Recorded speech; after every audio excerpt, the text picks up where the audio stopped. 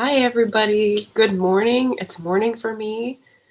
It may not be for some of you, but I'm starting a few minutes early because we've got a lot to cover, and I know friends are going to be very chatty in the comments. So I want to get through all of that at the same time, and I only have an hour, so there we go. Welcome, everybody. Thanks for stopping in. My name is Margaret. Welcome to my channel. You're on BookTube.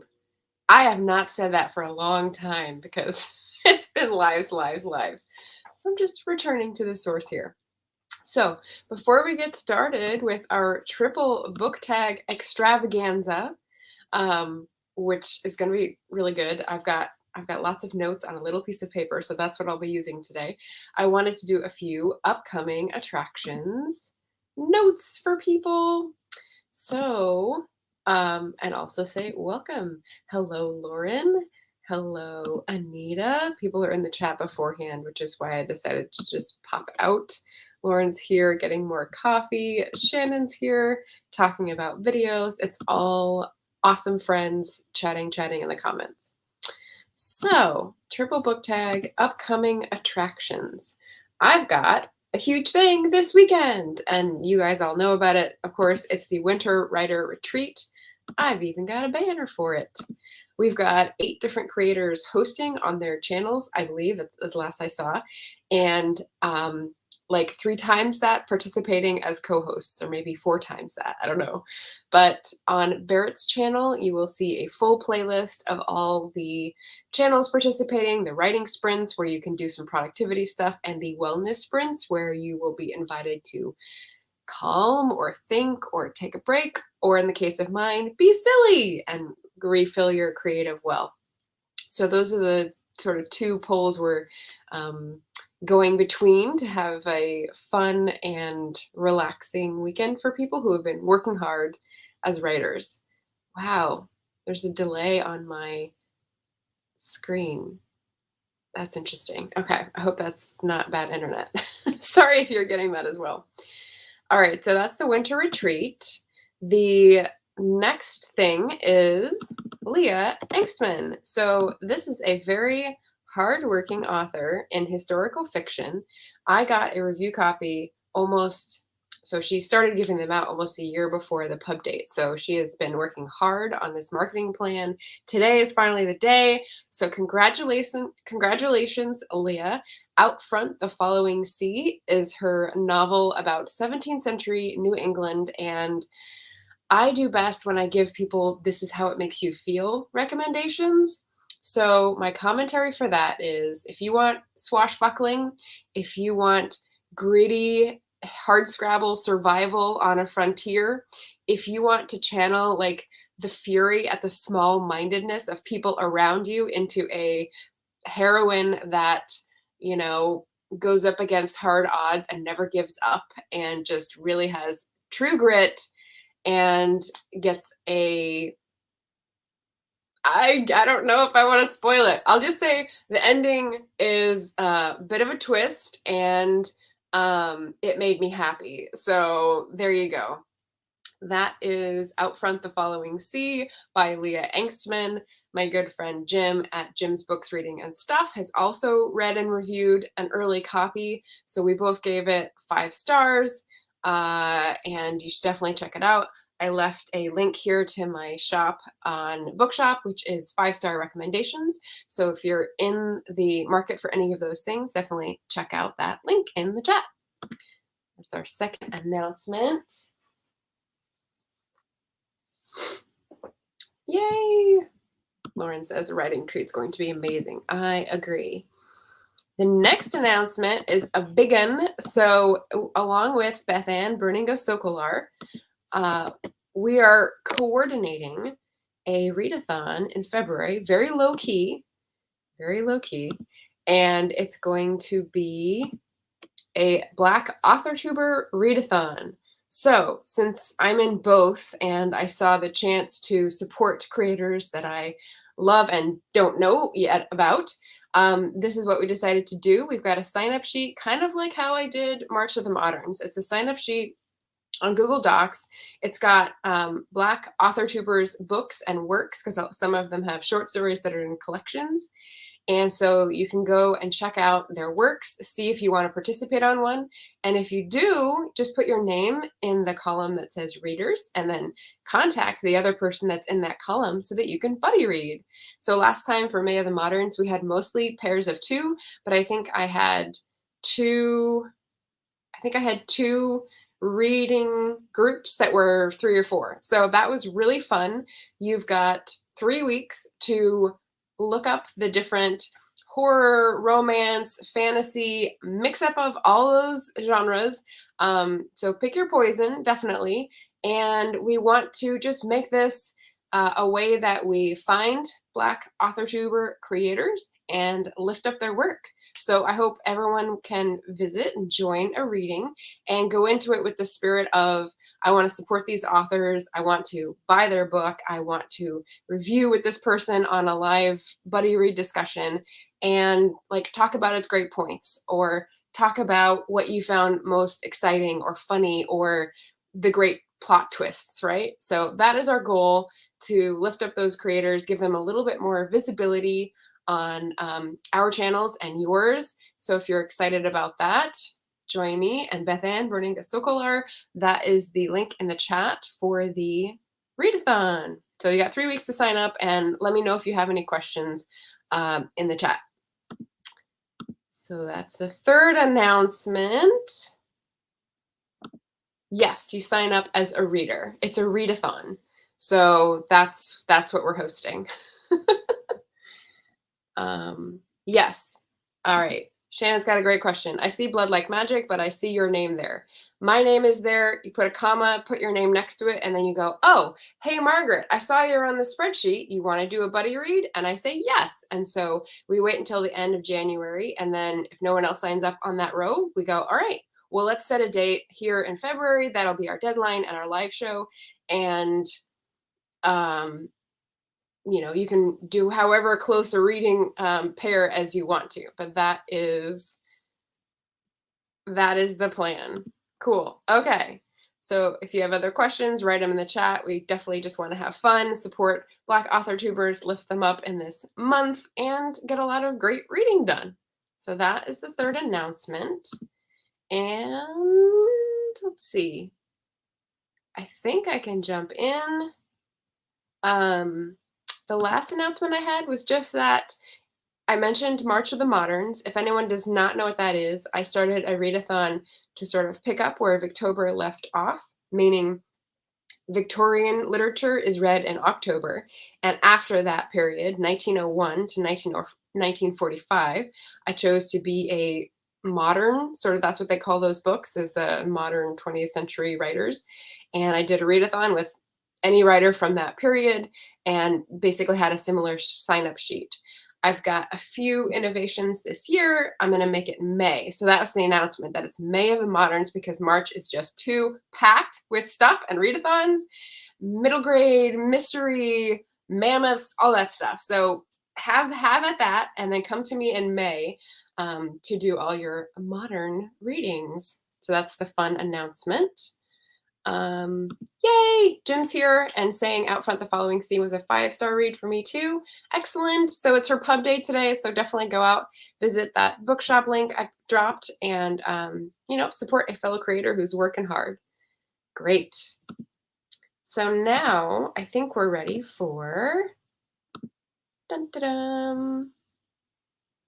the Loki book tag, and these these banners are what's going to help me put in chapters later, because this is going to be super long. So thanks for bearing with me. We're going to start with the Loki book tag. And of course, I had the paper right here. I showed it to you, and already I'm in trouble because it fell off the desk or something. Where'd it go? Where'd it go? Oh, man. Let's see. Hold on. There it is. Under my shoe. Okay. That was your intermission. You're welcome. All right. So first tag is the Loki book tag, which was originally by That's in my book. That's not on my notes. Originally by Break Even Books, and I was tagged by Larry Has Opinions. So I'll put the tags up first. I just put them in the description. I'm going to tag Michelle at Thor Wants Another Letter, Kazan at Always Doing, Bookish Sabrina, who's a new channel to me, but she seems really cool, and Gemma of Gem of Books, who is also a newer channel to me. So those four I'm going to tag for the Loki book tag. And in the spirit of Larry Has Opinions, who didn't know much about Loki, I am the same. I've watched several Marvel movies and he's been in a couple of them, but I don't know his whole backstory. So jumping in on that note, question number 1, Mischief. Choose a book with a mischievous character. And I should mention, as I said in the description, these 3 tags start with books and then your relationship with books and then authors of books. So it's sort of, if you like one more than the other, you can choose where to go in this video after it's aired.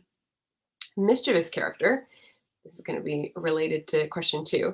I'm going to choose Harry Peak from the library book. So the library book was our Patreon book club pick for December, and it was about the biggest library fire in the United States that happened in Los Angeles Central Public Library in 1986. And this book talks about libraries and arson and that event, as well as the history of that library, and is really good. So Harry Peak was the person who was suspected of setting the fire, but then he couldn't focus his story. So every time they asked him or interviewed him or questioned him afterwards, he would change his story. He just couldn't help lying about where he was. And they were all different lies. And it's just like, why would someone do this? He's sort of had a lot of other issues going on. So definitely a mischievous character, a real person, but no longer alive. Yes, Lauren, the paper was hiding from me. It just wanted to embarrass me right at the beginning, which is fine. Anita says, I know all about Loki, currently writing stories based on the myths. Ooh, that is really cool. So Norse mythology for Anita's stories. And Lauren says, I'd like to read that. Cat in the Hat was a very mischievous character. Yes, that was too easy. That showed up in the first Google search. Question number 2 is variant 1. I'm not sure what this refers to. Show a book you have more than one version of. And since I'm in California, I can't show the book, but I have more than one version of the library book. So I've got the audio as well as a used paperback copy that I picked up. And I had to use both because I finished it while I was driving in December. So that came in handy, although I don't normally hybrid read books like that. I know people that do. It doesn't seem... It just seems like it would break it up for me, so I don't usually hybrid read. Question 3 is variant 2. Show a book series where you have multiple book editions in the series. And I'm going to go with, it's not a series, but all of Austen's books. I have multiple versions of the same book and different editions of all of the books, if that makes sense, because as I've said before in this channel, I inherited them from my mom's cousin, and she had multiple copies and was a big Austen lover. So that is why I have all sorts of editions and editions. Question number 4, Prune, a book that you recently got rid of or are planning to get rid of. So I'm not planning to get rid of this, but I'm planning to lend it to someone, and that is Orchard by Benedict MacDonald and Nicholas Gates. And I just finished this in December. It's a naturalism book that I talked about. I'll put the December wrap-up that I just did up in the cards. My mom is going to read it because she's into naturalism books if she can focus on a book for long enough. So that is a great one. Question number 5, Enchantment, a book that had you under a spell, a book you could not put down.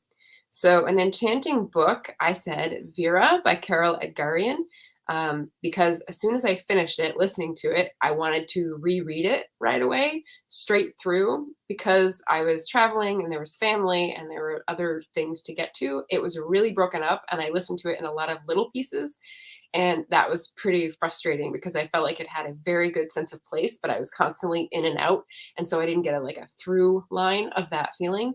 So I might have to get a physical copy so that I can read through that at some point. Shannon saying, I like Loki. That may be because you're a little mischievous elf yourself, Miss Houston. Anita saying, sorry, everything's being slow on my StreamYard, probably because a lot of stuff going on. It'll probably be out next year. Oh, Anita's stories, very cool. And Lauren's letting me know different versions of Loki are called variants. Different versions as in like multiverse versions. How interesting. Okay. Thank you. Educating me. All right. Question 6 is Timekeepers. Name a series that has stood the test of time. Bonus points if it's a trilogy. Obviously, there's only one answer for this, and Rosie and Amy and Lana know the answer. It's Lord of the Rings, so there's no discussion of that one. Question number 7, Asgard, a book with royalty or godlike figures. And I have a couple that are recent that I could think of.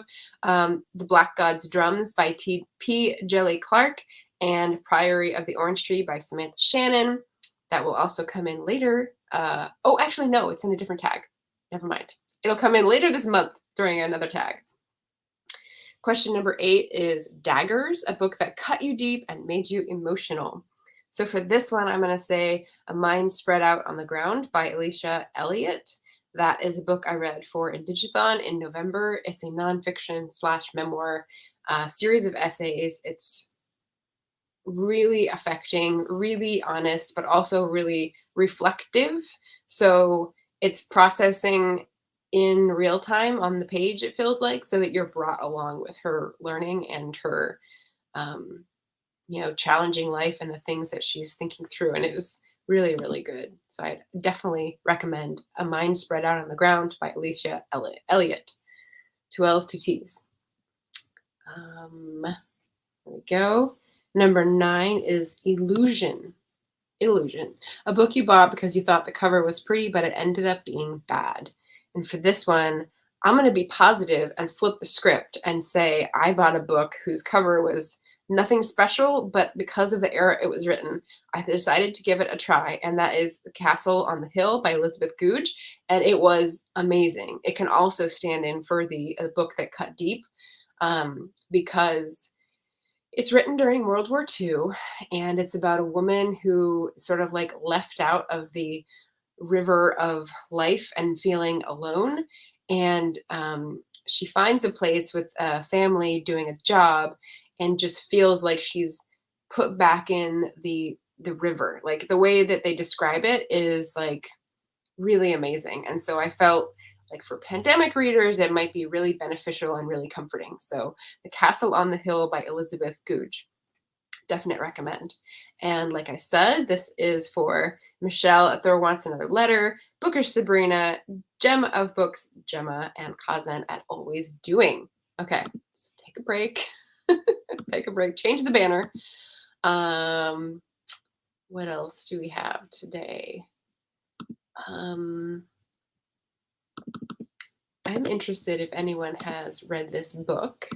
So this is the Patreon book club pick for February. It's called Sisters of the Raven by Barbara Hambly. And I've had Barbara Hambly pop up several times with books, and I haven't tried her. And this one has been sitting on my shelf for over a year, maybe 2 years. And so I'm very excited to get to this. My book club members were excited about Wizard Tears and Men Losing Power. And those were like the 2 high points that they were like, yes, let's do this. We're in. So I was like, yes. Yeah, so I'm pretty excited about that one for February. And along with all the Black Authortuber picks, which will take priority, which is really cool. Shannon says, I have not read it. I will let you know if I think you would enjoy it. I haven't heard you review books, so I'm not sure what your taste is, but I'll judge it by what you write, and we'll see if that comes even close to being accurate. Sisters of the Raven is about a fantasy story where like wizards have all the power, but then women start having certain types of power, kind of like The Power, that novel that's more recent. But I think it's like a 20-year-old book, so plenty of used copies or whatnot, which is how I got it. And how that changes society, how the gender balance shifts, how the magic changes ability and power structure, and like the story of the people who are living through it. So, yay. All right, we ready for the next tag? Next tag is the philosophy of reading. And for this one, it's originally by someone who took the video down. I put it in the description, Adrian of Stripped Cover Lit, I think. But I was tagged by Jim's Books, Reading and Stuff, who's in the comments. So that's really yay. Cool. I'm glad I tagged people on Instagram and Twitter to see if they could watch me doing their tags. So hopefully that worked. And let's see, put up that banner before we tag people for the chapters. Philosophy of reading tag. I am tagging Rosie Cockshut, Bria, Leo Bancroft, and Very Literary Carrie. So there's another 4 channels to do this one. This is about your relationship with books. And if you want to follow along with the questions below, they're in the description box. What's most important, a good character, plot, or message? Did I get the original? Is this Brandon's? I think this is Brandon's bookshelf. Sorry, Brandon. I have a blank space here, and I think I may have gotten it wrong. I'll fix it in post. So character, plot, or message. I have, in order of importance, message, character, plot. Because I feel like the message infuses the plot anyway, how you treat it, as well as which characters you choose and what you do to them. So, yeah, message and character, and then far after is plot for me. Question number 2. Yes. Sorry, Brandon. Yeah, thank you, Jim. Brandon's bookshelf is the original creator. Cool, cool. Question number 2, should one read books about ideas or opinions they disagree with? And in the framework we have today, based on capitalism and publishing as it is, I would say no, because of the money reasons. But if you don't agree with something and the other person is arguing their case in good faith, which is not the case in a lot of books today, then I would say yes, to sort of be able to consider something and reject it or embrace it fairly, if that makes sense. So that was my answer. Number 3, as tech advances, what do you think will be the role of books? I think books have staying power because they've been around for thousands of years, and they've evolved and changed format and been burned up in fires, but they're still here. So I think that proves some staying power. Shannon's saying, I like all kinds of fantasy, but partial to older settings. I think this is like a high fantasy, so yeah. Thank you, Jim. And Lauren's going to do the tag. Sounds good. And print will be around for a long time. Agree. Yeah, staying power. Question number 4 is, how important are summaries, reviews, or art in your book choosing?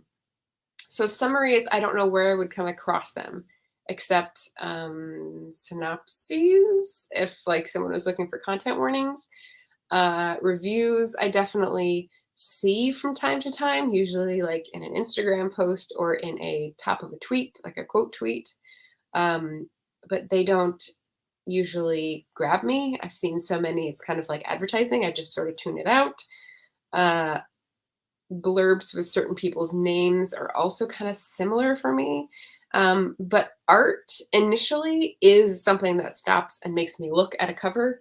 So, I mean, you have to own up to that sometimes you do cover buys, or at least cover looks, and then you read the blurb on the back, and that gives you a better idea of whether you'll like it or not. So, question number 5, should one ever skim or scan a book? And I said, yes, because if you're doing research and you have a bunch of reference books, it's not going to help you to read them from cover to cover because you'll never get back to writing your book. If you have like a 500-page reference book, you need to look in the index for the thing you're looking for and find that and then just put it back on the shelf. And that's totally okay. For reading fiction for pleasure, like why would you bother skimming or scanning a book? So you could say you read it, so you could see if it's any good, but then you spoil the reading experience for yourself. So in that case, I'd say no. Question number 6, should reading always be enjoyable? Brandon is trying to be tricky with his questions here.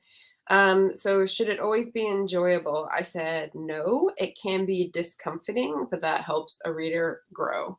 So there's another tag that asks about books out of your comfort zone. And I went back through the books I read last year, and there were a lot. So I think that's my way of trying to learn other viewpoints. And just like I said at the beginning, either reject or embrace new information and, incorporate that into my beliefs. So, yeah. Question 7, is it important to be well read? And here I would say, initially, I think it's important to have a minimum of well-readedness, if that's not a word.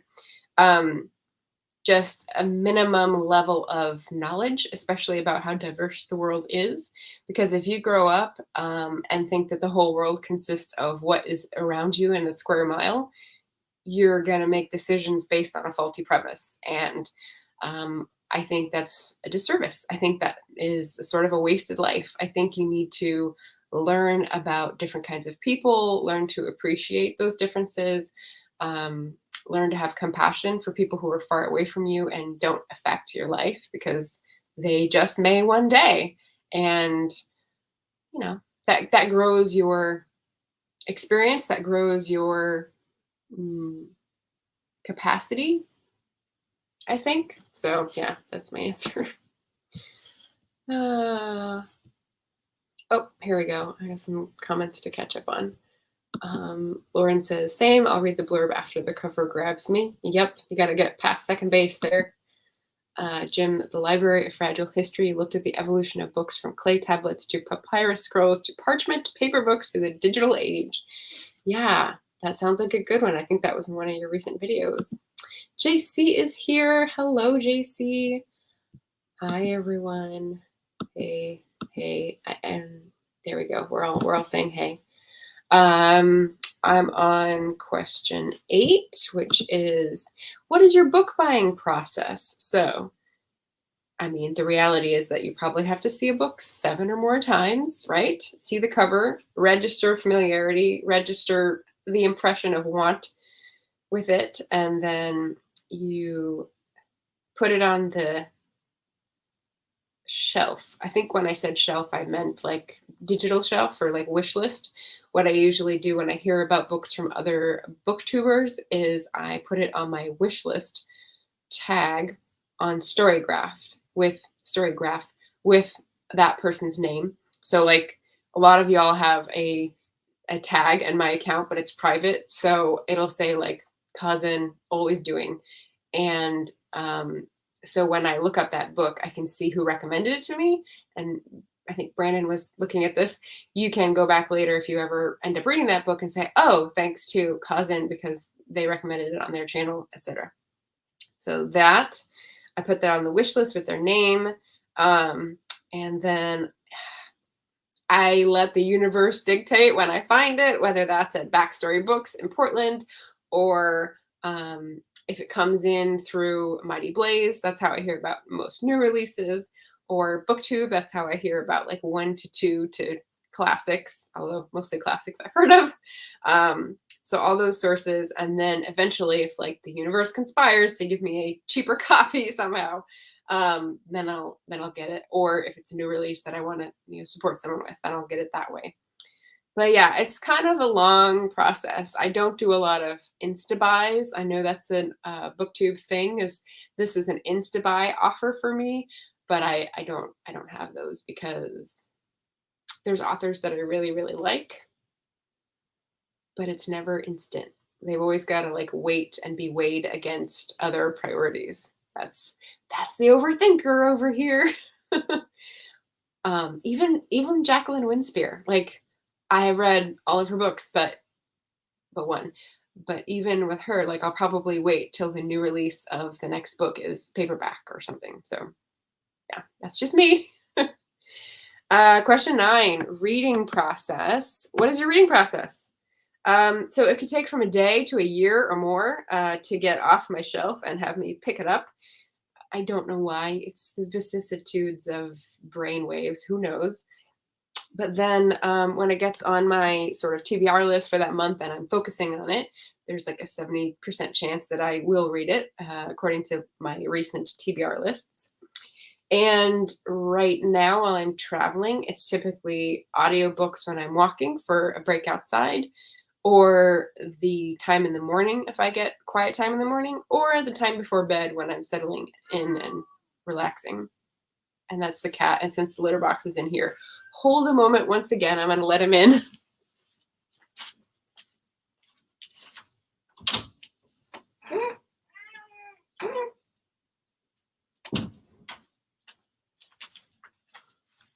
Okay.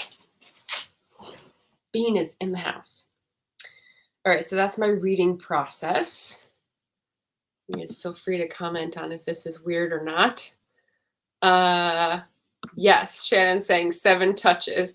And I think it's different for different media or platforms, because I think it's gotten more as media has gotten more intensive, but this is just my starting point. Anita says, my book buying process, I see it, I like it. If I can afford it, then I buy it. Otherwise, it goes on the wish list. She's a little more direct than I am. Okay, good to know. Yay. Mr. Vlandis is here. Hello, hello. JC says, I have to put this tag on my list of ones to do. Yeah, it's a good one. It's a good one. I like these questions and I have some interesting answers. Yeah, it's a little bit of a remix of some other tags, so it's good. Question 10. How do you use what you read? Is that what it is? Yeah. How do you use what you read? So for me, I use it in conversation with people. Did you know this thing is true? Like, did you know that? Did you know this? I will talk about it on social media, like here, or Twitter, especially if it's like someone I know or whose work I already respect. I want to support their work by spreading the word. And I also process reading on my Patreon blog. So I've gone through a lot of different blogs and I finally have narrowed it down to, since I'm doing Patreon and I am getting people exclusive benefits, but I also want to have a blog. I do half public, half private posts. And yeah, so I do some of the processing or relating different writings on Patreon, and that seems to work as well to help me process and get the knowledge in there firmly. So yeah, how do I use what I read? There's other ways, but I think that's the most immediate. That's the most traceable, I would say.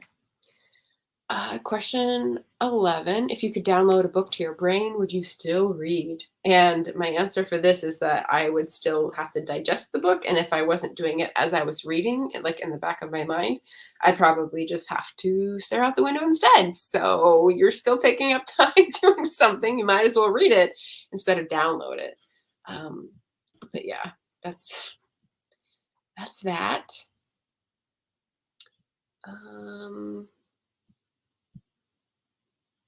Oh boy.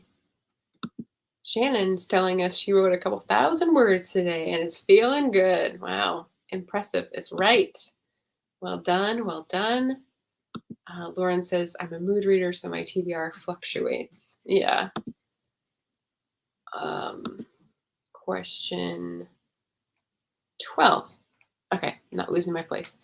12. What are your views on rereading a book? All right. So I said rereading books is a comfort. I call them comfort reads. That's I don't think I've ever reread a book to try to understand it better because it's kind of like editing. I do that as I go. I'll stop and think about something or reread a passage.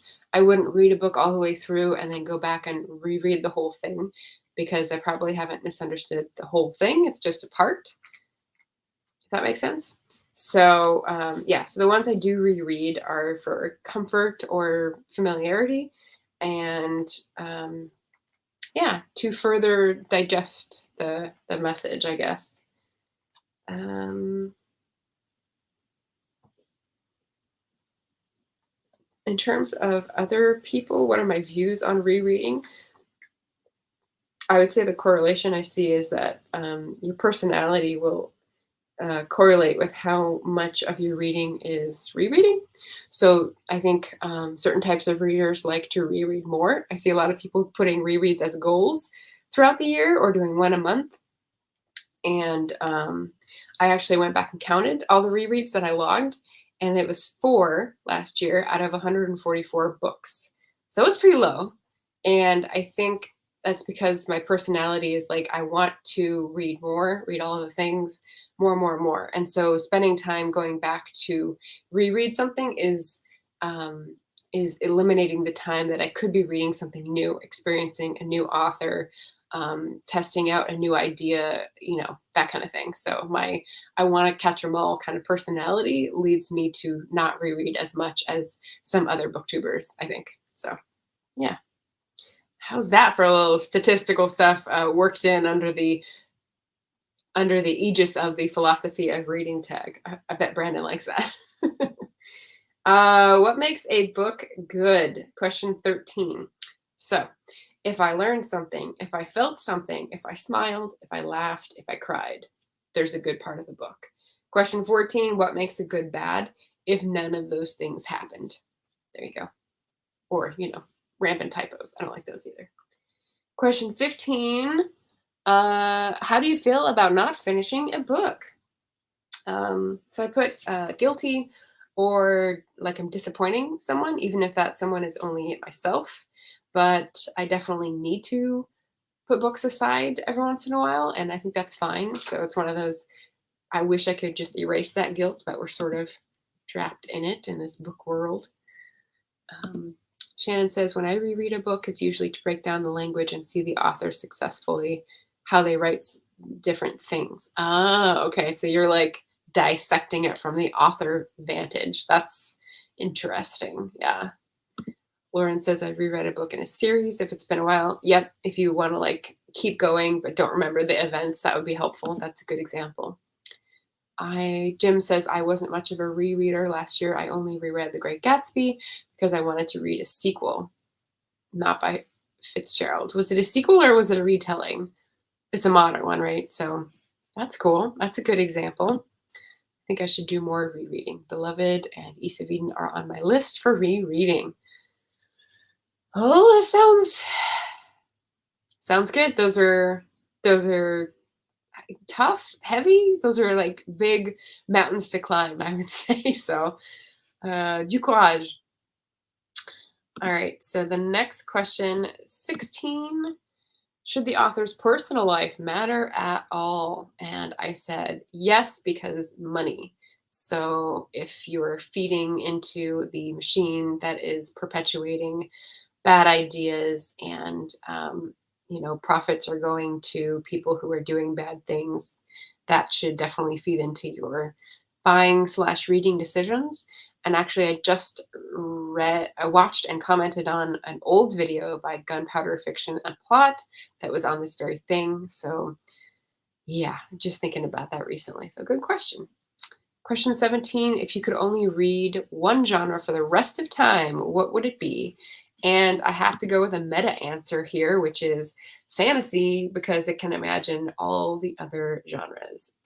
It's a little bit of a sneaky answer, but it's true because you can have historical fantasy, you can have, mystery fantasy, you can have all these subgenres in fantasy that give you different feelings and, feel like different settings. So the sky's the limit. Shannon saying, I feel so torn on this subject. Yeah, that was basically the content of my comment as well. She says, I don't want to support people with awful ideas, but awful people do have good art sometimes. Oh, the artist from the art. Yeah, that's an adjacent discussion, but yeah, interesting stuff. Question 18.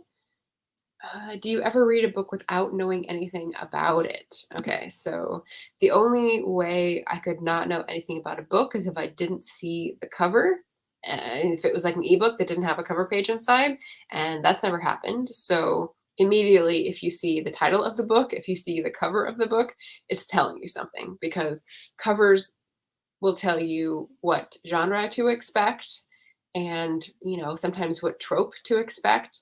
The title will tell you the same type of things, and whether it has a happy ending, what the colors are, what the font of it is. Like, there's a lot of information that's given visually on a book cover. So I never go in not knowing anything. So that's my answer to that. Question 19. What author, genre, series, or culture can you just not get into, and why?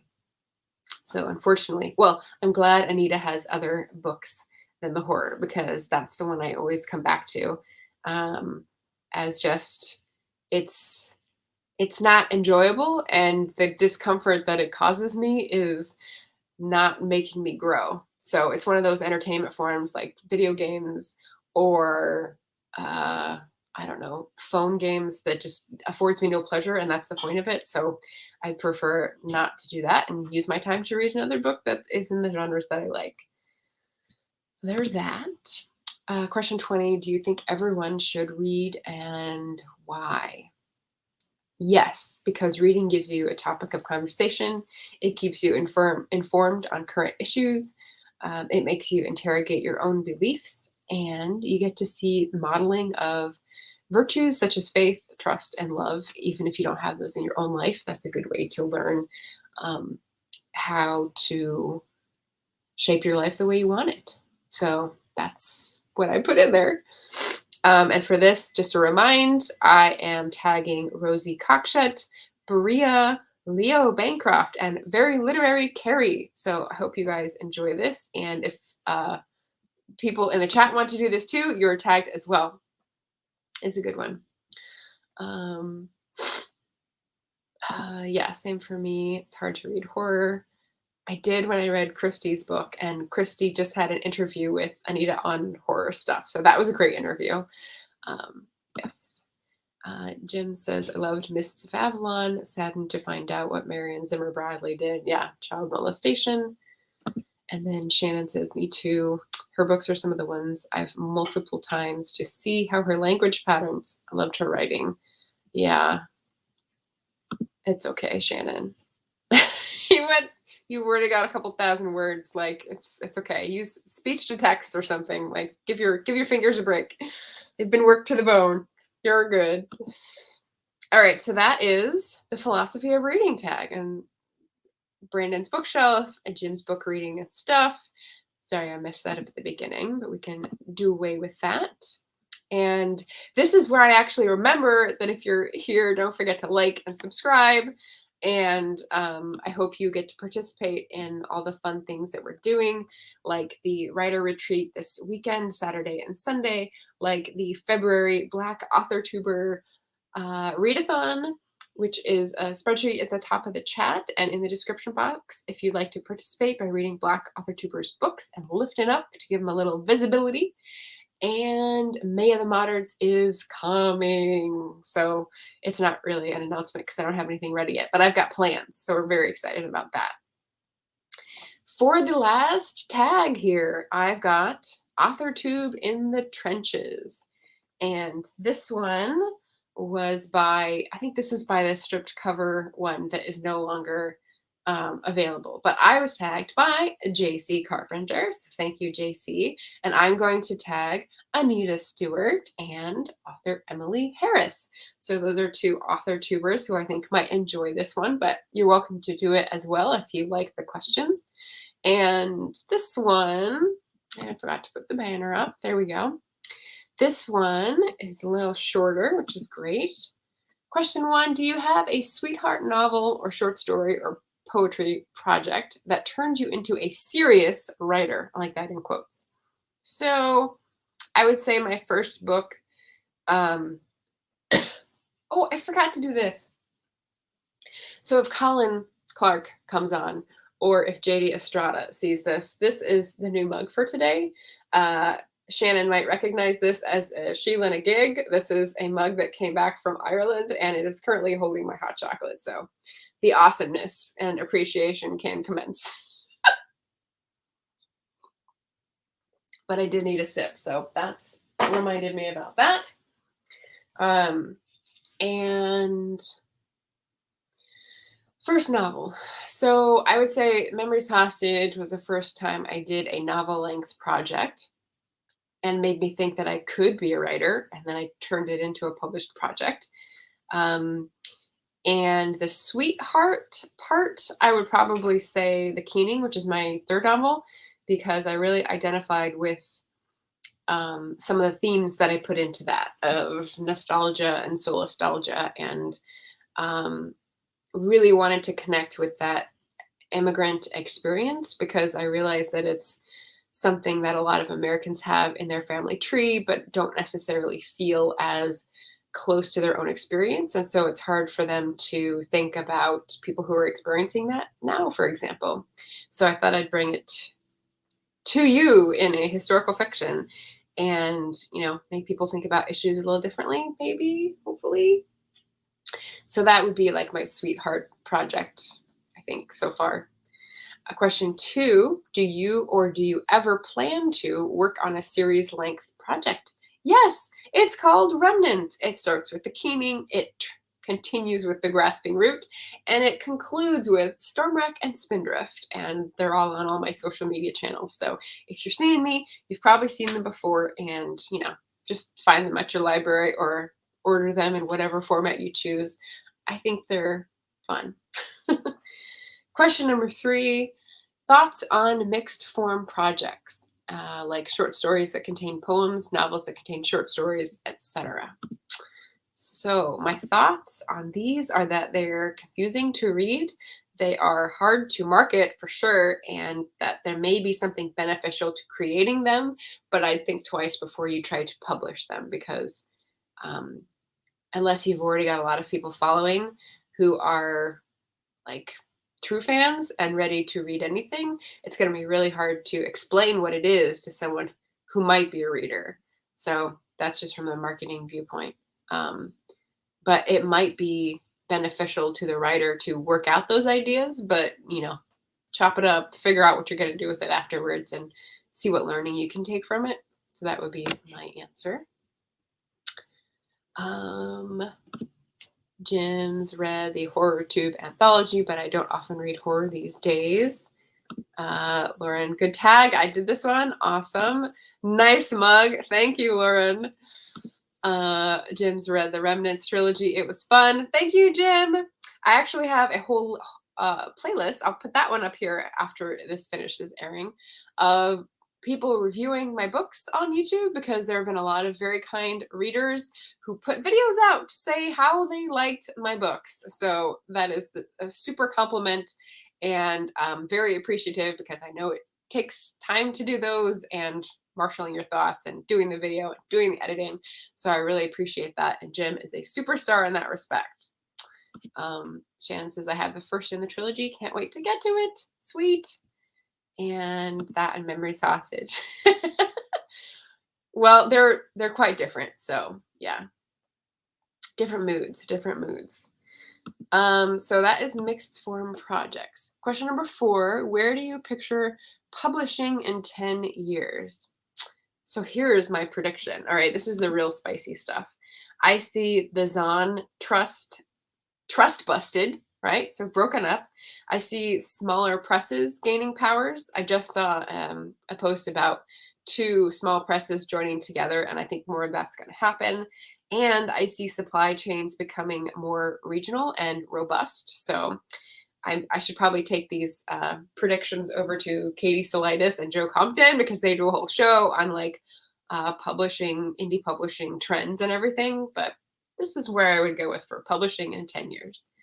And my place in that, well, we'll see. Question number 5. If you could have one booktuber review your work, who would it be? So I've seen at least one person and they were like, I don't know booktubers who would review my work. Lena Norms. Lena effing Norms. So if she ever came across this channel, I would be thrilled. I would be chuffed, as they say, if she reviewed my Remnant series, because she's a booktuber who's sort of like launched into things I wish I'd known in my 20s, fast fashion stuff, like zero waste stuff, like vegan lifestyle stuff. And she's got all these things, and everything she does, she's funny and heartwarming and authentic. And I just love her channel. But she started out as a booktuber. So, you know, good people. So that was an easy question to answer. One day. Yeah, one day. Mood reading. Anita says, I'm all for Zahn trust breaking. Yes. And not just breaking, busting. Trust busting. One of the Barnes & Noble books I got at 50% off hardcover was Antitrust by Amy Klobuchar. And it's like huge. It's huge. But it's got historical up to present day trust busting stuff. And I'm so in for it. So if anyone wants to buddy read that with me, I would be charmed, I'm sure. Shannon says, on the self-publishing show with Mark Dawson, they talked to an indie author who started a publishing company, giving most of the royalties to authors, but doing all the editing, cover design, marketing. How do they make it a business? That's interesting. I mean, I wonder how that differs from a traditional publishing fee structure. I should definitely watch that episode. Shannon, if you are wrenched, definitely find that episode and drop it for us in the comments. That sounds really, really interesting. Okay, so the next question is, writers' quarrels are things of legend. What author alive today would you want to spat? And of course, Colin Clark had an issue with the term spat. And so if I put in debate, I also have an issue with that word because I do not like to debate. So nope, nobody. Question number 7. Have you ever been part of a writer's group? The answer is yes, but I am not part of one now. Question 8. Do you have a favorite writer's craft book? And I've got 2 of my favorite writer's craft books up on my bookshop, Taste Life Twice bookshop storefront. But I'm going to put a different one here, which is just because it has a fabulous title. It's Lawrence Block's Telling Lies for Fun and Profit. And I read it a long time ago. So I think it's more of like a funny and, you know, definitely sort of not apply, but for business reasons. But the writing part, it was encouraging and funny. So it was a nice book to read when you're needing something to jumpstart your mojo. Do you have a least favorite writer's craft book? And, you know, I'm going to be controversial, coming in with the spice again. And I'm going to say Save the Cat, because everyone can't stop talking about it. I'm just going to be ornery. And if anyone wants to debate with me on that, that's fine. It's just, I haven't read it. I'm just peeved that I hear about it from everybody and it just feels overhyped. They've done it for many years and pulled in $1 million last year with $500K going to their authors. So why can't traditional publishing do it, right? Right? Ooh, cool. Okay, Shannon's already dropped the channel link. Okay, perfect. So we can go find the small press. We'll see if we can find the small press show. So it's a different model. Most authors get from 5 to 12% royalties, but they pay higher. Can't remember the number though, but comparable to the Zahn. Most authors. Oh, okay. In traditional publishing, you get 5 to 12% royalties, but with this small press outfit, it's comparable to the Zahn, which is more like 60%. So, well, depending on what format, but yeah, cool. Oh, the link should be to the video. Okay. Oh, maybe because you searched. Okay, cool. Thank you. Awesome. All right, so finishing up this last tag, that was the last question except to tag people. And I already tagged Anita Stewart and Emily Harris. So you ladies have at it. I hope this is a fun one for you to talk about your work with. And yeah, that's the fun part. Okay, so that is the tags done. I'm almost caught up. I think I only have 3 left, so that's exciting. What do I have left? Thank you. That's what we have left. Just to reiterate the announcements, if anyone is here who didn't know, one, thank you for joining this little watch party for the triple book tag. Feel free to like and subscribe if I provided anything useful. I wanted to celebrate the pub day today of Out Front, the Following Sea by Leah Engstman. Today is her pub day, but she's been working on this marketing plan and like getting review copies out and retweeting and doing book tours and all this stuff. So if any of you are looking at examples of like how to get your book out, I would say definitely check out Leah Engstman's process. And the book itself is really good. So I read it several months ago. Jim has also read it. We both gave it 5 stars. And historical fiction, swashbuckling, New England setting, 17th century, so early, and wicked fire starter heroine. So I'm all in. The next announcement was writing sprints, wellness sprints galore happening this Saturday and Sunday for the Winter Writer Retreat, hosted on 8 fabulous channels. So I hope you join some of us for some of that. And you'll find the full playlist both in the chat and on Barrett Laurie's channel. And the last 2 are readathon announcements, which is that February, we are doing a Black Authortuber readathon, Beth Ann, Bruninga Sokolar, and me. We're going to have the spreadsheet up so people can join and put their names next to books they want to read and just do a live show about with Buddy. And similarly, March of the Moderns last year is turning into May of the Moderns this year to allow for more space. And I'll have more information about that coming, but just wanted to let you know it's going to be in May. So if you have any of those 1901 to 1945 reads that you are hoping to get done this year, put them on your May TBR, put it on a sticky note so you don't forget, because that's what I do. And they'll be ready for you in May, and you can find friends to read them with, and it'll be lovely. And anything else? Sisters of the Raven next month for Patreon. There's so much going on. Do you guys have announcements that you want to announce? I know I didn't mention, but I can mention this now because Shannon's in the chat. Shannon is working on the premiere of our interview for the Self-Publishing Tips and Tricks series, where I was one of the guests, and that's going to be airing this Saturday. I don't know if we have a time yet, but it's going to be during the retreat. So I'm sure during our sprints and stuff, we'll be dropping the link and saying, come back and join us. So that was super fun interview with Shannon and Ben and Morgan. So Authortuber community unite. And, oh, it's 5 p.m. PST. Okay, yes. Thank you, Shannon. 5 p.m. PST, 8 p.m. EST. That sounds about right. That sounds right. Yeah, so that's going on. Anita says it should be fun. I'll probably add to the writing goals video I was planning. Cool. Yay. We like tags. Tags give us a way to process what we're working on. So I like it. So yeah, I think that's all I have for announcements. I did remember to say like and subscribe this time.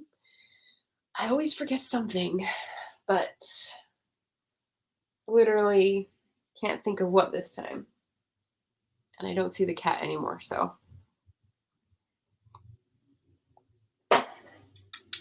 We are in dangerous territory if I can't see the cat. So I'm going to go see about that. And thank you for joining us today. Oh, Friday live stream. No. Okay. Thank you. Thank you, Shannon. Okay. The 5 p.m. was not for Saturday. So there's 2 things going on here. Shannon and I have like 5 different threads of collaboration going across right now. And so like all our emails are pretty crazy. We have the premiere going up of her series on Saturday. But on my channel, we're going to have a live Authortube panel on Friday. And that is going to be with Shannon and Jenna O'Malley, and we're going to be talking about fantasy, fae realms, paranormal fantasy, that sort of thing, and these two authors of the same. So that is 5 p.m., 8 p.m. Eastern, I think is what she meant. Yeah. So I will put that in the description because I forgot. There's just too many threads. There's too many things going on, but I'll put it down there below. And yeah, nearing midnight, nearing noon here on the Pacific coast. So it is time to fly, as Gandalf says, and I will see you all again soon. Have a beautiful rest of the week.